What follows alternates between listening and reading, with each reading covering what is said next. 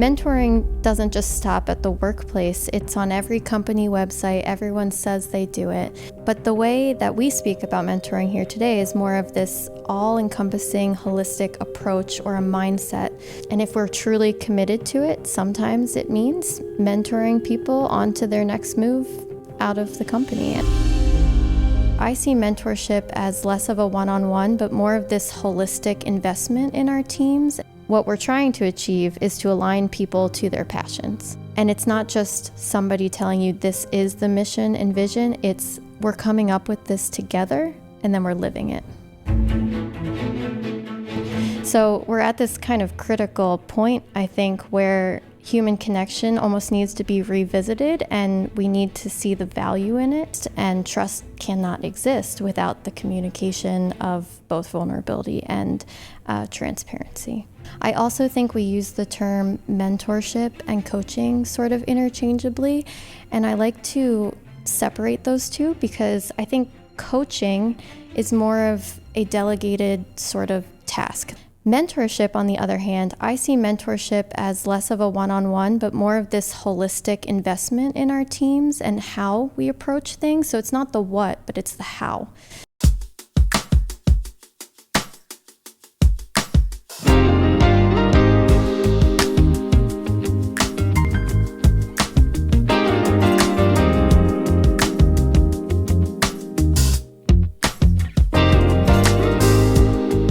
Welcome to The Light Pod, the #1 podcast for thought-provoking and inspirational conversations when it comes to the people, the process, and the product of design, all with a little bit of love towards lighting. I'm your host, Sam Corbel, and today we welcome Paige, Donnell to the podcast studio, all to discuss a conversation around what it means to be mentored, to be a mentor. Is it a checkbox? Is it a culture? Is it a little bit of everything? Or is it just another relationship in life and something that we can formalize to an extent, but still live through and practice every single day? Paige, it's so awesome to have you here. Welcome to the podcast. Thank you for having me, Sam. We are in San Diego, and right before we pushed record, you told me a really cool story about the first time you ever attended an IALD event, which is what we're here for, Enlighten Americas. It was here in San Diego 10 years ago, and the world of Paige looked a little bit different. 10 years ago today, I was in San Diego at the IALD conference, but I was a student, and I was funded through the IALD Education Fund, and it was my first experience as a lighting design professional, sort of being introduced to this community and this world and the knowledge sharing and all the values that come with IALD. So I've been a proud supporter ever since. What's going on with the IALD in Denver, and what are you up to with that? We're doing some fantastic things. So I just recently joined the board for the IALD Rocky Mountain chapter, and we plan a ton of different events. I think we're actually one of the largest chapters in the United States, at least. We have many people who are involved, and we do everything from volunteer efforts to student engagement, workshops and field trips, and also plan events where people can just connect. What do you feel like some of the biggest value you've gotten out of the IALD is, both at the national and the local level? One of the biggest things is the social connection with my peers, especially moving from Detroit to Denver. I was introduced to this great community of inspiring people and people that I learn from every day. And I think that started when I was a student and part of the education fund, but it continues today, which is something I really value. If there's one event outside of Enlighten that you could pick, maybe it's local or maybe it's somewhere else within the IALD, what do you look forward to most in the upcoming year?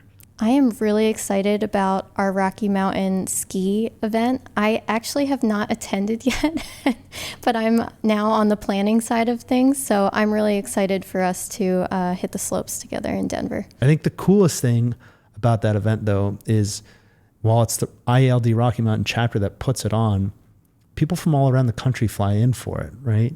And that's maybe not necessarily something people understand about the IALD is there's a national chapter and a local chapter, but the local events aren't limited to the local people. Absolutely. I also love that event in particular, it draws people from all over the world, but also different facets of the industry. So it's not just designers, but it's also our reps and our manufacturers. Let's turn our gears into really what we're also here to talk about today. Fundamentally, mentorship it's a relationship, right? As human beings, we were born into this world and we have a natural tendency. That natural tendency is to be attracted to one another for a variety of reasons, create connections, create, meaningful relationships. In Paige's, view, how do you see all of that?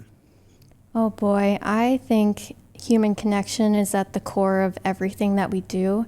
In fact, it's one of the things that I love even about the lighting profession in general, is the ability to really create these experiences for people and move people and connect with people on a different level. So I think it's incredibly important, and it's human connection in general is the key to finding true passion and intentionality and purpose to our everyday life. When you think about how that translates into the desire to connect, right? The desire to relate to one another, where does that launch itself into what we might call the professional design space that you operate in every day?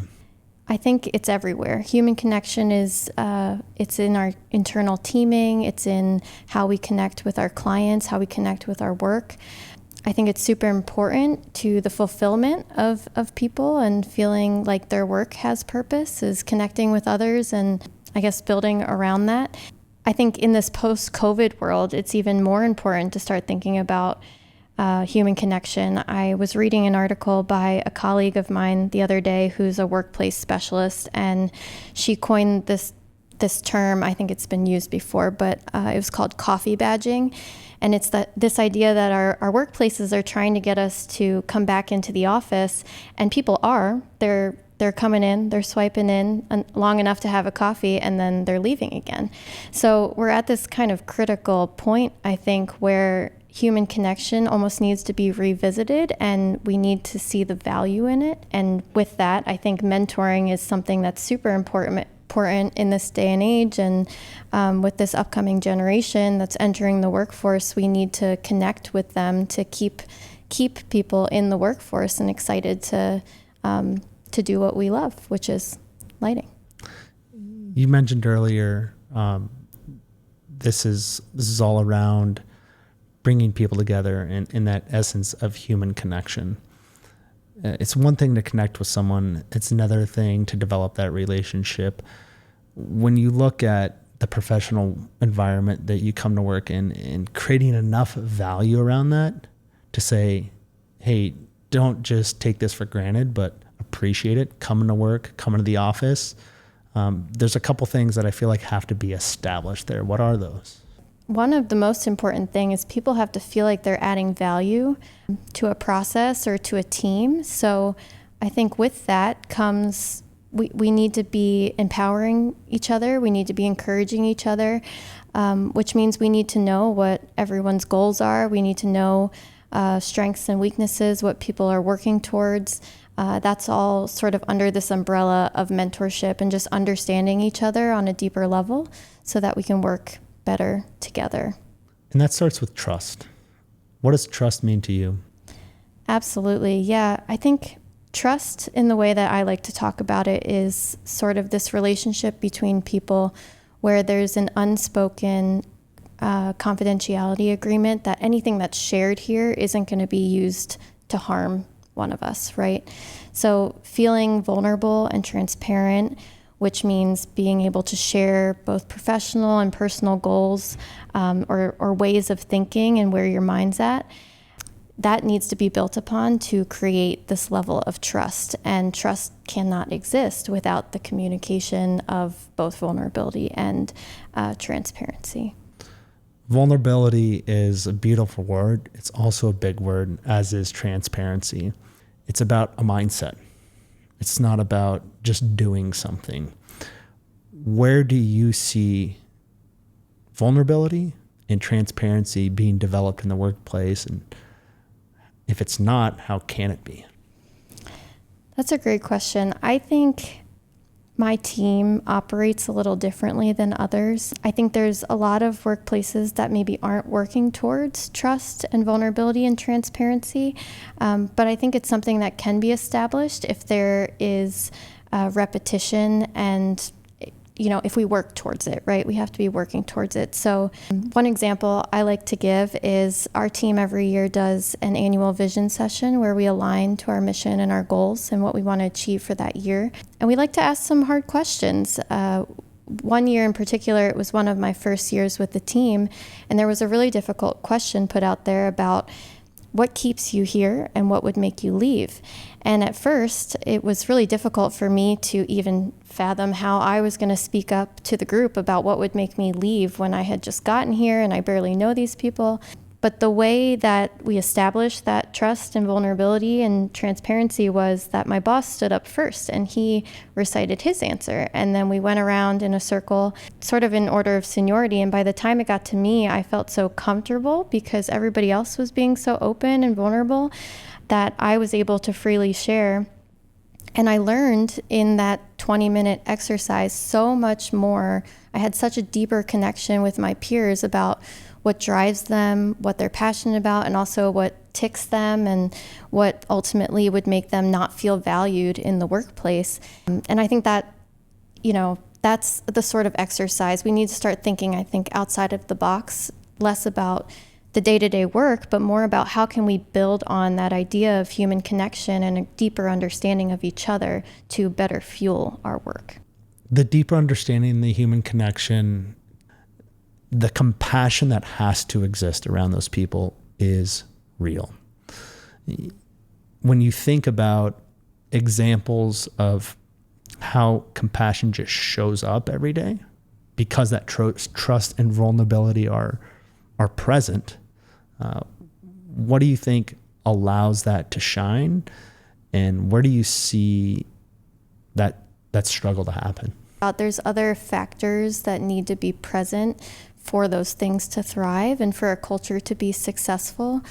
I think humility is one of them, and being humble and empathetic with people and meeting them where they are, coming without preconceived notions or ideas about how something should go, but just sort of listening to people and responding in that way. The other thing is just alignment, I think, of values and making sure that you're building your team around those values. You talked a little bit about people are our biggest asset. I truly believe that. And yes, you're right. The job title may be to come in, clock, and essentially do a task. But the reality is, we're facing a time where I think retainment is also really important. And the mentorship, growth, coaching, whatever you want to call it, that we're putting into our people, if we don't retain them, then that is work out the door, I would say. So I think it's equally important for us to be focused on building our teams and investing in our teams so that we can ultimately be more effective in the future and retain. Being effective is one thing, being efficient is another. It comes back to the, if you have $1 to invest, where do you want to invest it? Do you want to invest it in getting it done, or do you want to invest in getting it done faster? The word mentorship is the crown jewel of this conversation. Mentorship isn't often associated with the day-to-day practice at work, but for you it is.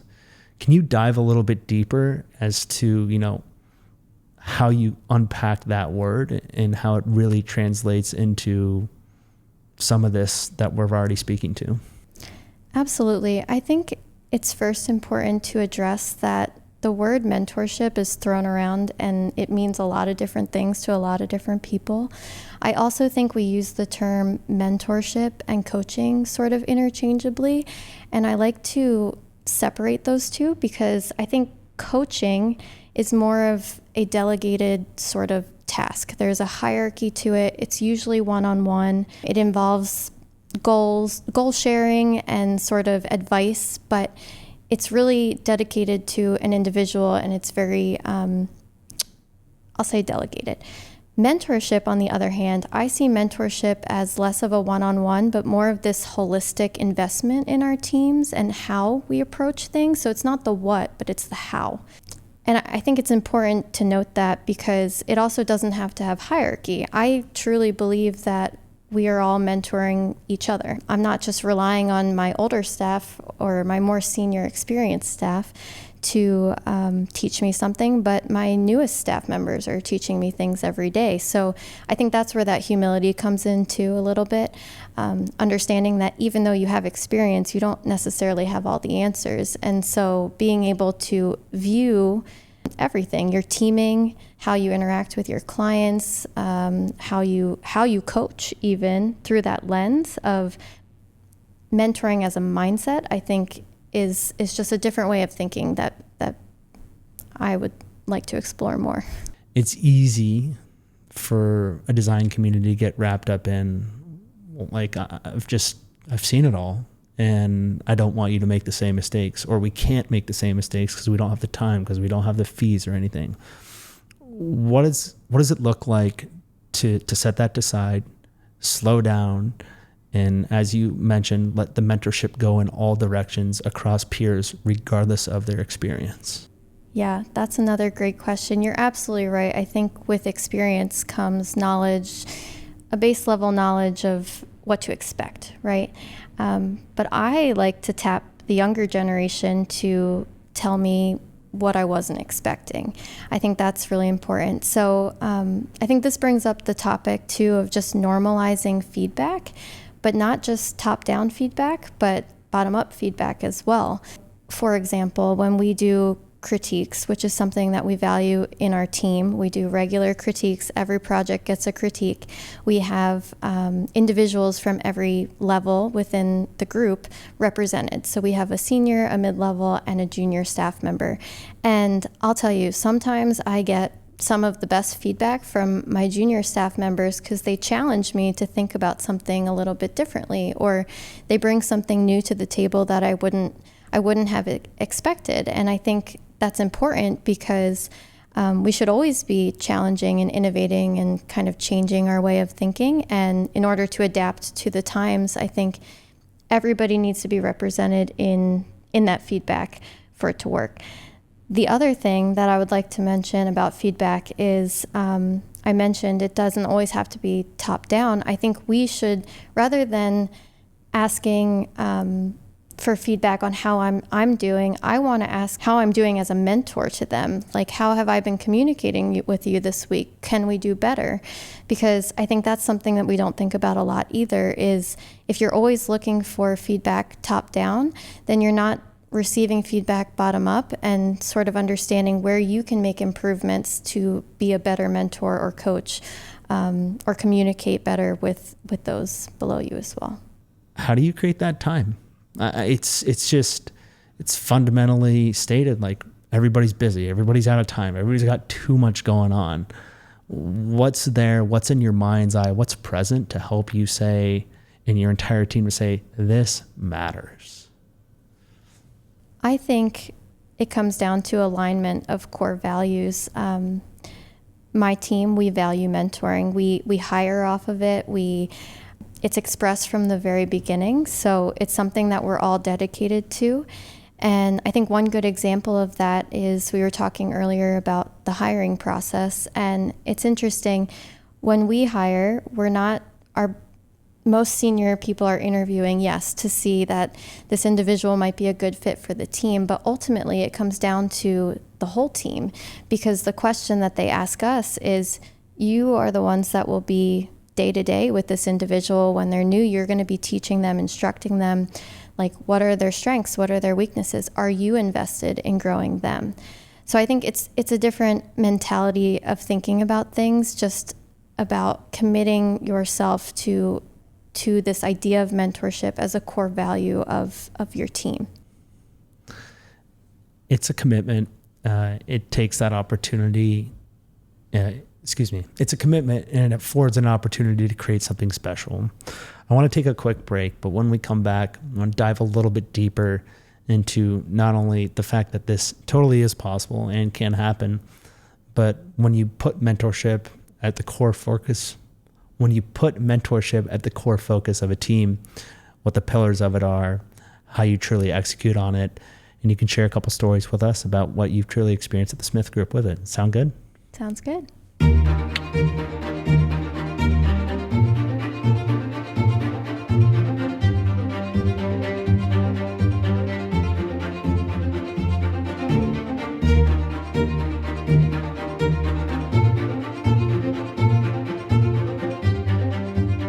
Welcome back. Over the break, Paige and I were talking a little bit more about the dynamic nature of what mentorship is. We've often seen it classified as a program. We've often seen it classified as an exercise. But to Paige, it's neither. It's an exercise of everyday life, right? It's a program that we call coming to work every day because it's a culture. Break down really everything that builds up to, in what your opinion is, a culture led by, quote, mentorship. Absolutely. Yes. You hit the nail on the head. I think we touched on it earlier that we use the word mentoring almost as a buzzword. It's on every company website. Everyone says they do it. But the way that we speak about mentoring here today is more of this all-encompassing, holistic approach or a mindset to how we do everything, to be honest.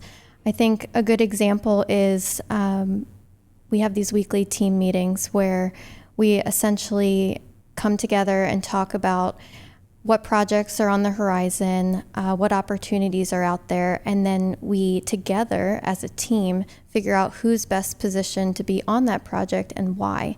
So it's not necessarily an assessment of who's available, who has available time, but it's having that deeper level understanding of each other's goals and what we're working towards, what we're missing, what we're lacking, and then sort of like a puzzle piece, sort of layering all of those factors into how we approach project staffing and who should be paired with who, so they can work with that individual and learn from that individual. And it really comes down to this idea of strength-based theory and how everybody on the team has value and has a unique purpose and a strength that we're leveraging at different times.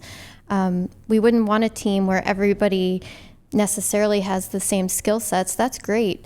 That it's great when we have everyone in alignment to a shared vision, but how we get to that vision and how we process things, those are our unique strengths, and everyone's working on a different goal. So when I talk about mentoring as a mindset, it's more about almost like this larger puzzle piece, and we're all working together on the puzzle to see how we can fulfill and empower one another, how we can engage one another.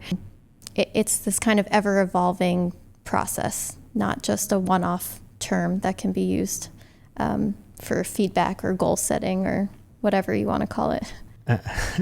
Feedback, goal setting, quarterly reviews, performance reviews. I'm guessing none of that happens in your culture because it's just happening all the time. It should be too. I think partially what we do every year is we look for areas of improvement, right? That's that humility. Even as a team, we always have areas to improve. So when we have these annual vision sessions, it's all about what are we working towards and where are we maybe lacking and how can we be better? And one year, probably 2 years back, we talked about feedback and how can we be better about feedback.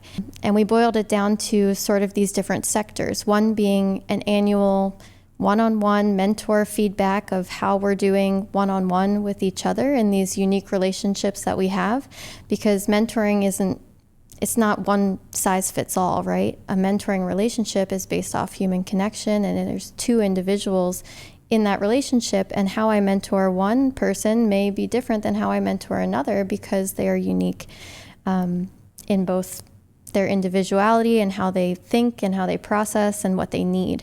So, that's one avenue of feedback.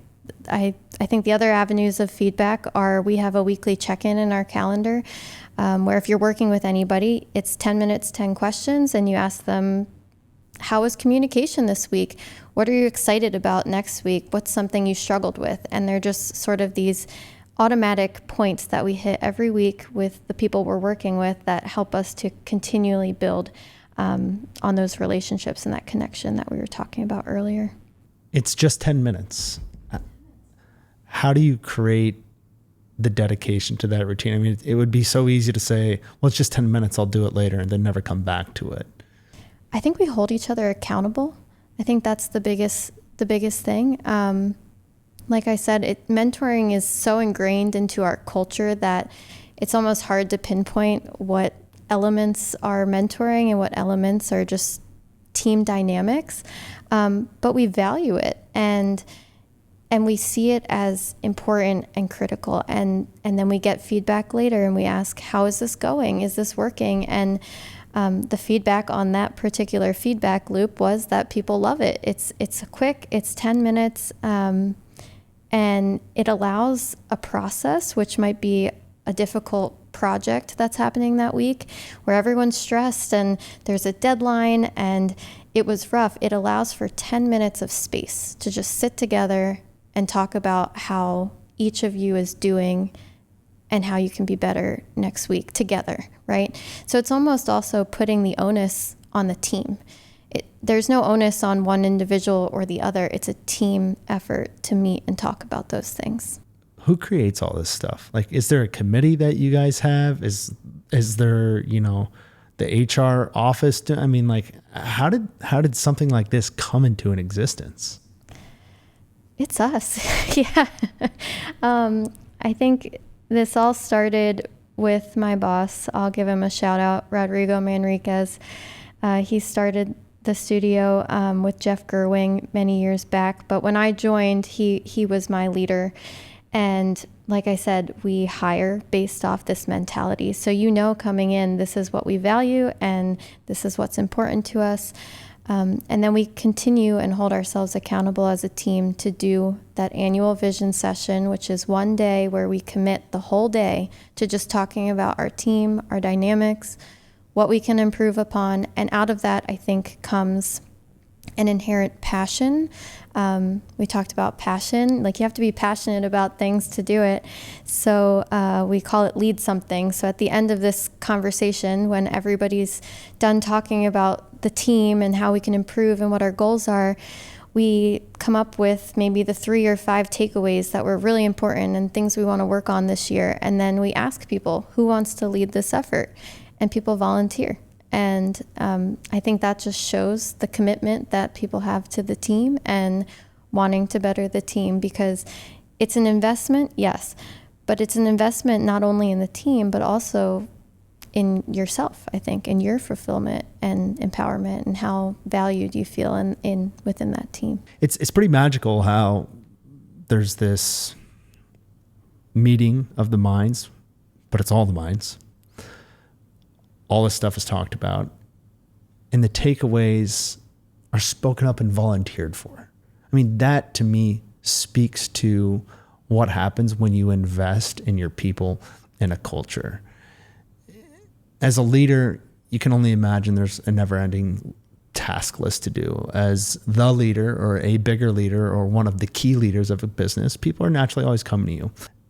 There's got to be a framework of some sort that you guys deploy. What's the secret sauce?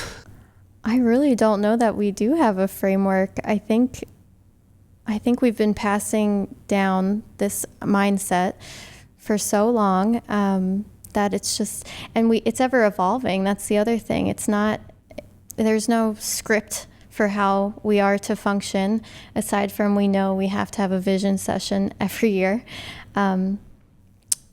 So yeah, it kind of just, it happens as it happens. And I think the beauty of it is that when we're planning these things, again, it's not just the one leader in charge who's planning what topics we're going to talk about, but we poll the whole team and then everybody plays a role in that day, right? The topics may be developed by our mid-level staff to sort of talk about what are things that we're feeling could be better or improved upon within our team. Is it our project delivery process? Is it our feedback loops? Are we not getting enough feedback? Is it it could be anything. One year it was about critiques, and we weren't doing enough critiques. So therefore, in this technical world that we now live in, this semi-remote world, we weren't meeting enough for the meetings of the minds to sort of get feedback from all these different people. So how can we do that better? So I think that's the one thing that keeps us regular is that event, which is all based around our mission and our vision. And I think that is super important too. And I don't know that we've talked about that enough. But this idea of shared values and goals, you have to define it for people to buy into it, right? And it's not just somebody telling you this is the mission and vision. It's we're coming up with this together and then we're living it. What does it mean to you to not tell people this is what it is versus let them experience that and feel like they're influencing it in the ever-evolving nature of your culture? I think it really boils down to leading by example. So, some of my happiest moments in my career have been me teaching somebody else how to do something or how to approach something, and then having them teach somebody else how to do something or approach something. And I feel a lot of fulfillment when they come to me and say, hey, I worked with so-and-so on this, and they were struggling and I taught them how to do this. And it brings me a lot of joy to hear the next generation talking about how they're feeling fulfilled by teaching the next generation.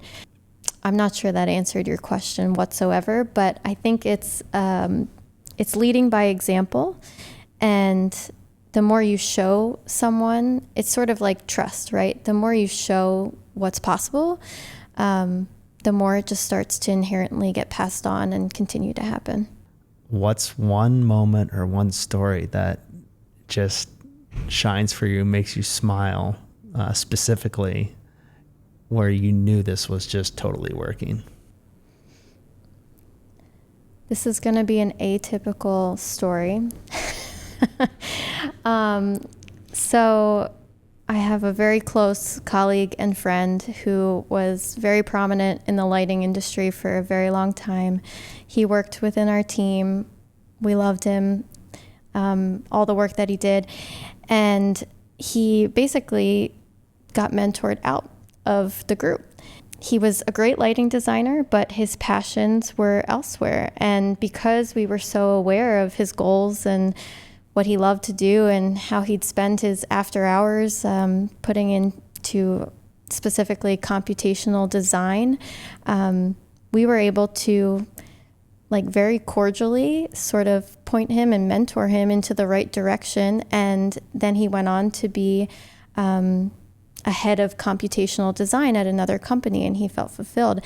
And why I think that's an important story is because there was such built trust, vulnerability, transparency.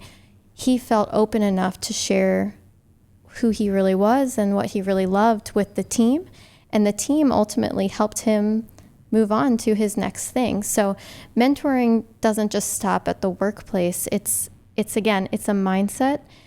And if we're truly committed to it, sometimes it means mentoring people onto their next move out of the company. And I think that's a good story because, we've been talking today about building teams and retainment. And yes, that's all important. But ultimately, what we're trying to achieve is to align people to their passions, like you and I talked about. And sometimes helping them realize their passion is not within the lighting world is where that goes. So I look at that as a success story. And so does that individual who agreed that I could share his story as a friend. That's all. I mean, thanks for sharing. That's a really cool story. How can people talk to you? Where can people go to learn and continue to be inspired and develop this mentorship as a mindset mentality? Well, I'm always available and passionate to talk about this topic. So feel free to come out to me directly. But I think it's really, again, about humility asking questions. Don't be afraid to reach out to people and ask what they're doing in their teams. I think as a lighting industry, we could be more transparent about how we're building our teams and what we're struggling with and how we can be better. When you start to think about mentoring as a mindset, it's not just about your internal teams, but it's about how you interact with people and build connection day to day. It can be how you treat your clients or speak with your kids, right? It's about taking those pillars or those values that we talked about, trust, vulnerability, transparency, humility, alignment, and just incorporating them into how you approach day-to-day conversations. So I would encourage and challenge people. It's okay to not know the answers. I don't claim to know any of the answers. As I sit here today, I'm not claiming anything. I'm just sharing my story, and I hope that other people share their story with me so that I can learn from them and we can continue to evolve and get better together. My last question, your team, we've talked a lot about them. We've talked about what's happened. How big was it when this started and how big is it now? A lot of these thoughts transcend the lighting group and really dispersed out to Smith Group as a whole. So to answer your question, we were quite small 5 years ago. It was an office of 1 and then 2 and then 5. But now we are an office of 54. So it's really awesome to be a part of the growth of my company in the Denver office and watching them sort of emerge and grow based off some of these ideas and values and investment in one another. It's remarkable to hear that everything we've just talked about applies to a group of 2 as much as it applies to a group of 54. It's living proof that this can work when you show up with a mindset. In this case, a mentorship mindset. Paige, thank you so much for sharing this conversation, your thoughts, your passion. I wish you all the best as your team surely continues to grow and you hire in for this. We'll check back in with you in a couple years and see how everything's going. Until then, keep going. And thanks for your time. Thank you. Happy to be here.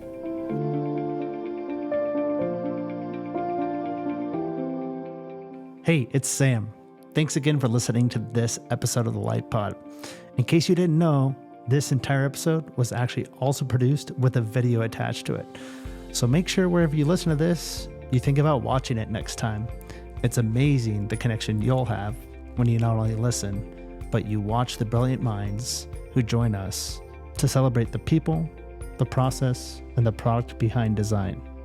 Until the next episode, stay brilliant, be bold, and never let your inspiration go. I'll talk to you soon. See ya.